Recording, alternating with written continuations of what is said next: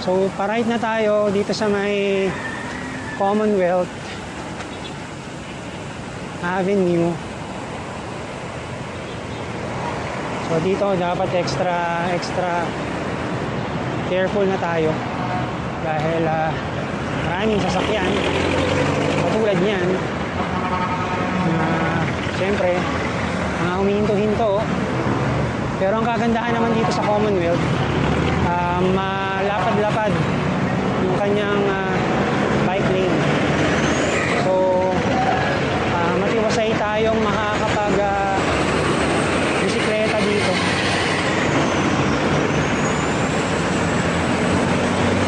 Ayun nga lang, mahirap dito. Maraming counterflow. Pero buti na lang din, since malapad naman yung bike lane, hindi tayo makakapag kitgitan dito sa kanila. Yan. So ako na part to dito sa Commonwealth.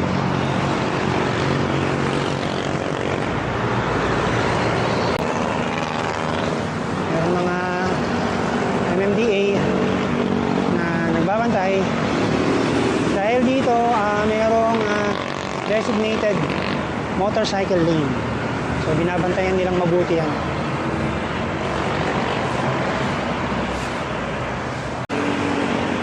Okay din actually mag-bike dito sa Commonwealth talaga. Kasi nga medyo malaki yung kanilang bike lane. So in a way, medyo feel safe ka. So ito yung St. Peter Parish Shrine.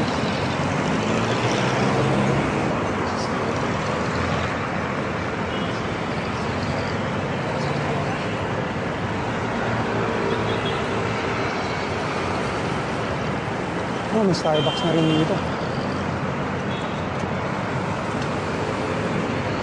Iingatan nyo lang talaga yung mga naka-counterflow. So hopefully naman yung mga naka-counterflow nakikip right din sila para hindi kayo magkagit-gitan pag nagkasalubungan kayo. So ito dahil pag eleksyon, parang fiesta. So meron siguro silang motorcade. Dahil I think 2 days na lang yung pwede silang ay hindi, mga ano pala ito, mga riders pala yun. Mga riders. So ito na talaga yung corner going to Batasan sa may Congress. Medyo di lang magandang kalsada. Well, karamihan naman din kasi talaga ng kalsada sa Pilipinas ay hindi maganda. Alon-alon. So yan, maraming bumababa rito. Bike!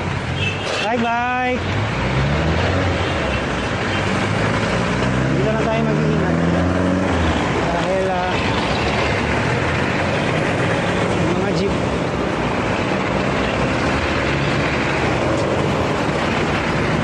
Yan na lang kung saan pupunta, anong gustong gawin.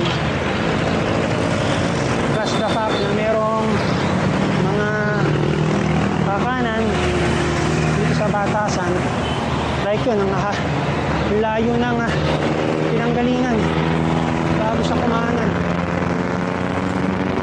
I love Batasan.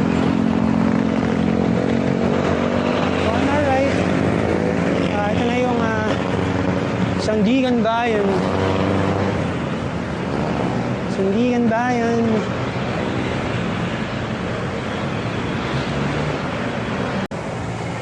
So maraming din palang mga government offices talaga din dito sa Commonwealth. Yun ito, Commission on Audit. So magkatabi pala yung COA and Sandigan Bayan. So kapag na-audit ka, may nakakitang kapalpakan sa'yo, sasampahan ka sa ombudsman Tapos dun ka sa Sandigan Bayan na ita-trial. So pababa tayo. In fairness, maganda yung kalsada dito, bagong asfaltado. So after lang nitong lusong na to, tsaka malinis ngayon to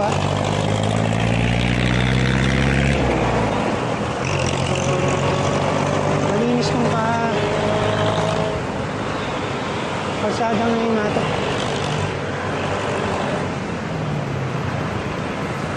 Kasi medyo palengke to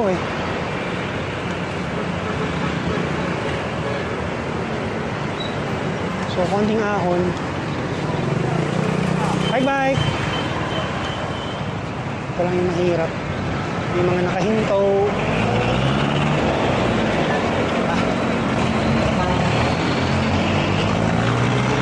Yun.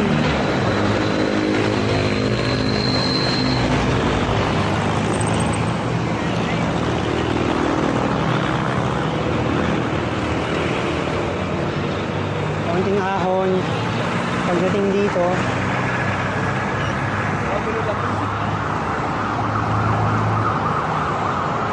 Iglesia ni Cristo, laki.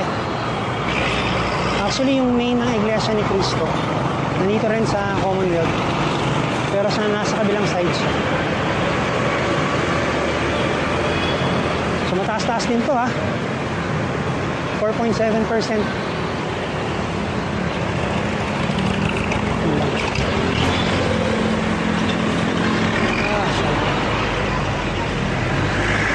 Filtering. Ray. Aga ni Kuya, nakahinto. Woo! Ito na, palengke.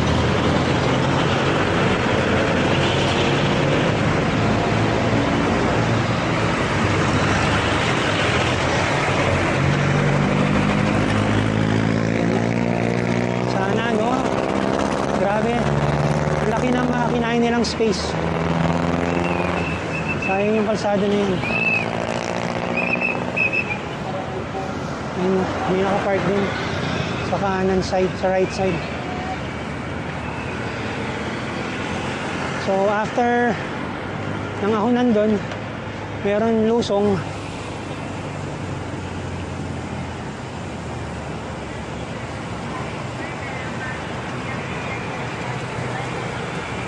Merong MMDA.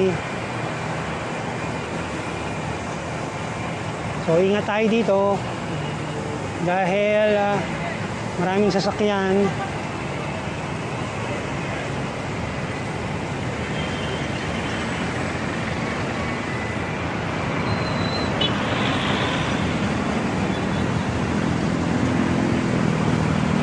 Sarap lumusong. Talaga.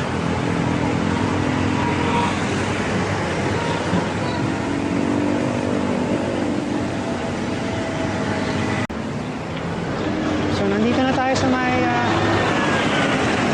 Regalado Avenue, approaching sa may SM Fairview. So ito makikita nyo sa harap, merong train station. So ito yung station, I think baka SM Fairview station ng MRT7. Ay, thank you. Ng MRT7. So kanina medyo puno. Yay! Naman yung bus lumikit pa sa atin. Go, go, go, go, go. Basa. So ina-expect natin baka sa Quirino Avenue basa yung kalsada. So mapuputikan tayo. So on our left, yun na yung SM Fairview dito sa Quezon City. And currently nandito tayo sa ilalim ng MRT7 na station. station. So di lang natin sure kung kailan na magbubukas to. So yung dadaanan natin papunta kay La Mama sa Quirino Avenue, yun yung way ng MRT 7. So mapapakita ko sa inyo yung status niya ngayon, ano nang itsura niya.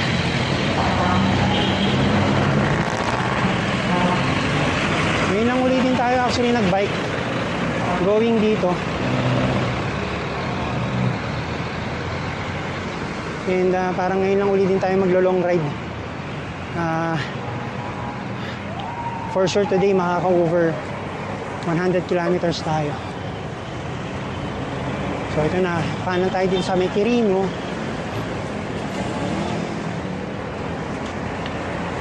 Yan. So Quirino Avenue na to.